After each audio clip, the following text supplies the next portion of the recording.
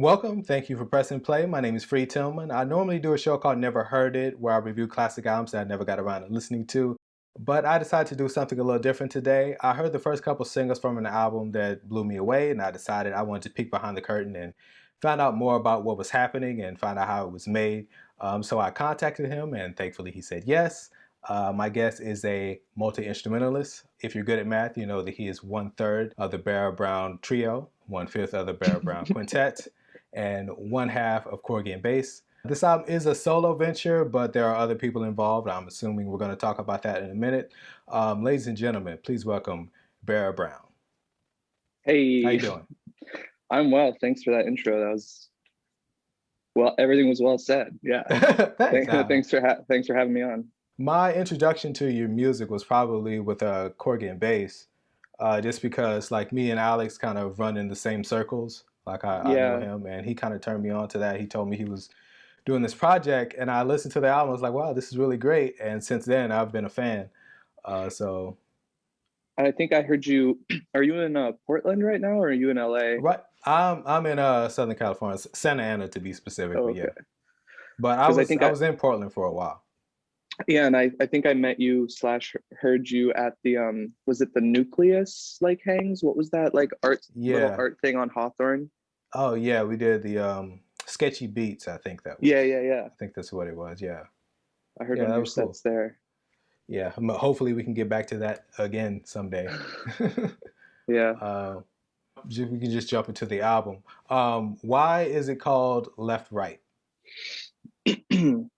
So it's called Left Right because for a lot of reasons. So it was kind of coming out of this, um, I guess, like in my playing and in my multi-instrumentalist kind of like going down that hole and exploring my ambidextrousness in my playing, which led me to thinking about binaries and all these different ways that we um, think in binary terms and how that's like I think like destructive to our creativity and also to like the possibilities of how we could live our life because we think in like heteronormative gender binaries, like genres, you have to be like here or here, and then obviously like politics, like Yeah. for some people that might be the first thing, and like that's at this point the most destructive binary Yeah. and a very like one that's happening a lot and real, and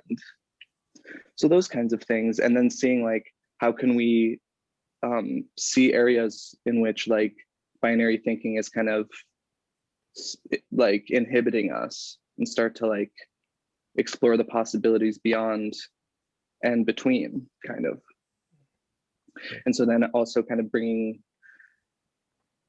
that concept kind of came out of the music, like the music was totally done and then that was just the title that seemed obvious to me kind of. Okay. Yeah. Cool. So I've noticed that most of the music that you make is kind of under a group moniker, like Corgi and Bass, and the quintet and the trio, and even the albums that you release under your name, like the Poetry Project or These Souls, they're still very collaborative. But I noticed that this album feels a little more like it's a little more you. Um, Even though there are other, musicians on it, it does feel more like a solo project. Was it important for you to release something that was a solo project, or was that just the result of being locked in your house for a year? And No, I think, yeah. I have kind of spent the last like year and a half really, I just like, I want to be a producer, but I also want to be an artist. So I did like both of that with this, but I do like, yeah, I just think that like we can all be making a lot of records and we don't have to be in the studio together. And if you're able to piece things together well, then like you can make music like collaboratively. But I don't know, yeah, I wanted to make my own record because I produced it and I mixed it, so it felt like it was like, and I did the artwork, so it was like I really did a lot. Like putting my name on this. Yeah.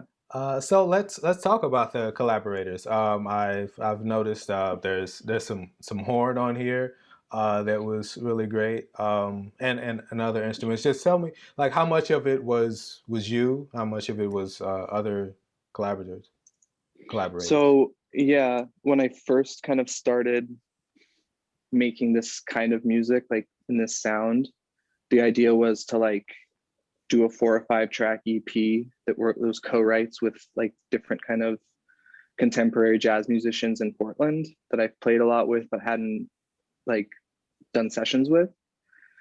So that kind of happened before the pandemic. So I think I was able to do Noah, Goals, and Wohe. I think were the three where I had people over, just one session. Hmm. I usually had like already the track or something. So for And then those the ones, idea, people were actually in the room with you for those yeah, for yeah, those songs. yeah. Okay, hmm all right. So the idea, I guess, at that point was basically to write a melody with the people. Um, and then like on Cyrus, uh, I sent him pretty much the track, and then he wrote the melody. I doubled it on flute, and then I took all of these like ideas and like fucked them up and like did a bunch of production stuff with it. Um, but yeah, they're all like really short sessions, and then a lot of like piecing things together and like fleshing it out with like limited material, kind of. For most of this, it sounds like it was just you kind of jamming out for a while and then cutting it down. Is that how Um, most of it was made? so I think that there was like some sessions, so that like on Wohe, all the guitar and bass stuff, which is all guitar stuff, was I chopped from like I had my like my old teacher Dan Balmer who plays guitar. I just had him over. We did a session and just recorded everything. Then I kind of went back through it and I was like, oh, this like one measure sounds like I could do something with and like put that in. But other times it was more like we got 2 hours. Here's like my idea with the drums and kind of the chords, and let's see what we can come up with together. And then I was like pulling all the like doing all the stuff afterwards, and sometimes it doesn't even sound like anything that we originally recorded, you know. So this was all. So there was no one else produced. Like this was all you. Like there was like so basically like all the music was there and you're the one that cut it down and basically produced the album. Yeah, for Oh, sure. Yeah, oh yeah. yeah, okay. um or I would send something and I would be like, no, you know what, I wouldn't give anyone any direction because I Mm-hmm. just was like, here are the people I want to work with and I trust them. I Mm-hmm. just sent the thing or they came over with the thing and we're just like, all the ideas are good. You know, if you just go in with like all the ideas are good and then you shift them around if they're not afterwards. Because you Yeah, could do so much in the computers. It's like, yeah, yeah. This album sounds very drum forward. Um, did anything like start from the drums and expand from there, or was it the other way around, or I was it would like say everything started with the drums for sure. yeah? So. um Pretty much, yeah. And then like, yeah, I wanted to like have really composed songs and like really kind of intricate arrangements, but I wanted to mix it like it was like a beat set. Mm-hmm. So I wanted like the drums to be like, and I wanted the bass Mm-hmm. to be like, but then I wanted like, you know, horns and like flute Mm-hmm. melodies and like guitar and like, yeah. Yeah. So I read that your original instrument is the flute. But it's like I hear, like I said before, like it sounds very drum forward. Is there a like I said, I don't want to make this binary, but is there one that you was there one that you like more or one that you go to more? Definitely drums. I did my I did like a music degree in flute performance, Mm-hmm. but since graduating I kind of only play flute when I'm doing stuff like that, where I want that sound. But I have like kind of like learned body pain when I pick up the flute. So I have a very like short amount of time where I can play without being in like a lot of physical pain. Whereas the drums just feel amazing. The drums feel amazing to play. Yeah. I want to talk about the last song on the album, Rhetorical. It's the one album, it's the one song that I would say that is like a lot more mellow than the rest of the album. For sure. And it's not like the drums aren't as in your face as the other songs. And I don't know if this was just the copy that I have, but it's the only one where everything is all lowercase. Every other title Yeah, is capital. rhetorical is I don't, lowercase. yeah, I don't know if that was just the copy I had or what, but like, No, um, that was okay. intentional. Yeah. I mean, what was the intention with that? So yeah, interlude and that one were smaller. Yeah, maybe because the way you described it. I like Yeah. heard those ones as kind of like, Mm, yeah, reprieves or something mm, from the rest. That one was also like more written on Ben's side, who's the trumpet player. mm-hmm. But I like added the flute, I did the drums, and I also like kind of rearranged the form. So like the original, the form was different and there was like a bridge and stuff. But I thought that it flowed better the way that it's kind of the form now. Mm. And then the drums, both the drums in that song are like other people's loops. So let's talk about the cover art for this album. You say you did that yourself. Um, Mm-hmm. what was the inspiration for that? The main picture is like my old passport photo, which I just have always liked. I just think it's like a Mm, super vibey photo. I don't know. mm, And then last time I was at the eye doctor, they took like a photo of my eye and they were showing it to me and it was like super high res. And I was like, whoa, that looks like a whole like universe. So I emailed them. I was like, hey, could you send me like whatever a JPEG mm, of like, so they sent me like the super detailed thing. So that blue piece is an actual picture of my eye with like an overlay. So then on my phone on this app Glitch, I like used this effect and like drug the blue into my face mm. and made just probably 100 of all those different kind of variations and then chose them like that. Oh, wow. Yeah. That's it. And That's then it really kind of, cool. I was saying last night, it kind of reminds me of that Hard Day's Night cover.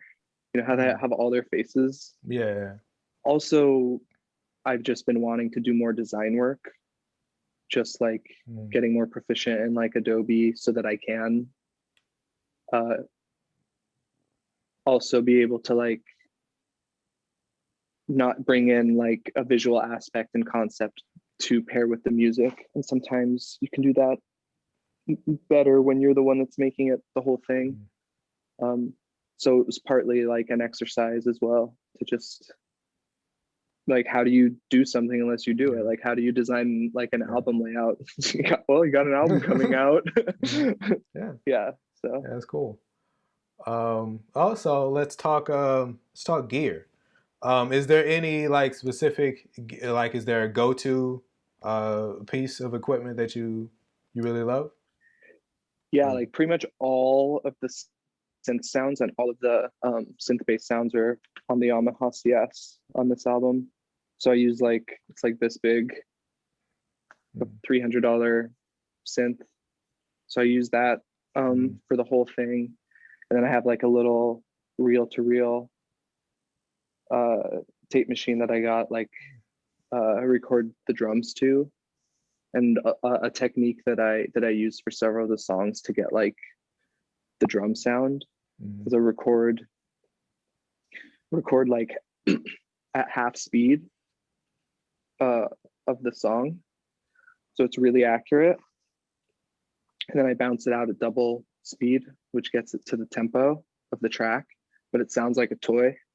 mm, So then I pitch it down to like more of the sound where I would tune my drums. And they Wow. smack. Yeah, they sound really, it's Yeah. like a cool sound. Yeah. So that's on maybe 3 or 4 of the tracks. Mm. Do drums like that. Yeah, it sounds like the singles were made. They sound like they were the ones that were made first, and then you kind Yeah, of yeah, and then you kind of totally. like, what were you in a? Was this made like throughout the year? Because you said you started before the pandemic, so was this Yeah. made? So let's see. So yeah, those 3 were the start, and like I mentioned, it was just going to be like 4 or 5 Mm, tracks. But then the pandemic hit, and I had all of these like I said, like pieces of sessions from when, even before I was thinking about making the album. So I was kind of going through old sessions, going through just things that people had kind of come over and recorded, and then started like being like really manic and really obsessed, and spending like that whole first, pretty much an entire year, like only working on the album stuff, like literally every day. So I hope people mm. appreciate it and check it out, because I Yeah. really, really spent way too long on it.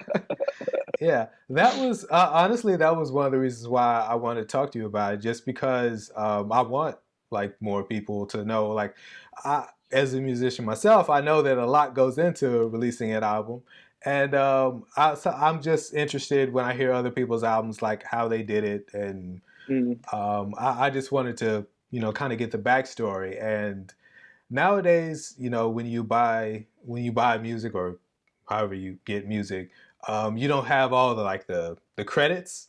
Like when I was a kid, there was this, you buy the CD and it had all the credits and everything, like who played this and who was the engineer on this. And like yeah. nowadays, you just kind of like listen to music. You don't know who did anything and how it was done. So I don't know. I just like talking to people that I know that make music, so I can just I can get the credits from you. Yeah, yeah. And I definitely like, I was learning, I've been learning a lot about um like myself and my kind of creative cycle. And so like while I was doing that like really intense period of like producing and then mixing and basically giving myself and my ears no break, which is bad. Um like I wasn't listening, I wasn't checking anything out. Mhm. Like when I'm really in, when I've decided that I'm like gonna be like, okay, here we go, Mhm. jumping into something, it's like pretty much my ears only touch that, because the part before that in the process is like, first I like be alone, which I'm doing right now because I finished my cycle, I'm about to start again. So I'm like alone in solitude. Then I start kind of like envisioning what the next thing is and kind of what it's going to sound like. Then I start checking things out in that vibe. Then I start checking a lot of stuff out. And then it kind of goes into the exploratory phase where there's no judgment. All the ideas are good. You're just exploring the world that you want to try to create. And then you go into the like kind of composing and piecing together and like being more critical, but they have to be different, Mhm. because like analyzing your shit and writing your shit should not be the same Yeah. process, because you're just doubting yourself the whole time. Mhm. Yeah. Yeah. So I like consciously keep those separate these days. Yeah. Yeah. Um, do you think that you would play this album live? And if so, how? Like, what would you do? Like how? Yeah. I think it would be really fun. And I Hmm. think it's totally doable, partly because all the people that I wrote the stuff with, like Hmm. played the stuff, Hmm. and we play live together, just in, lots of different like yeah, not in Hmm. this capacity, but I think that this would be a really fun like set that I Hmm. could like book gigs for. But yeah, I'd have to bass, guitar, trumpet, and at least one or two synth players, I think, to be able to cover everything. But that would be a fucking fun band. Yeah. Or even have Alex, you could have like a beat maker with certain chops in there as well, instead of having, because then you can actually use the exact sounds. So like that's what we do in Corgi and bass. It's like after you record something, then you figure out how to play it live, because there's lots of ways of doing that. Like this stuff's all to a click. So it's like, okay, so we could be like actually looping the exact sounds and being able to cover other bases without having like everyone playing in real time. So then it's kind of like, how do you want to present the music? Do you want like a super like live band vibe where there's like 6 people on stage and everyone's like doing like one specific thing? Or do you want the like, you know, more like standard kind of beat set, like ensemble or something, or like a Corgi and bass kind of setup or something? Yeah. And I would like to say I love the name Corgi and bass. Thank you. Some people, I know some people don't, but what's not to like about it? What's the pun, dude? It's a little too punny for people, maybe sometimes. All right. I don't know. So maybe that's my own projection. So as we're closing out, is there anything that I missed? Anything else that you want to talk about that album?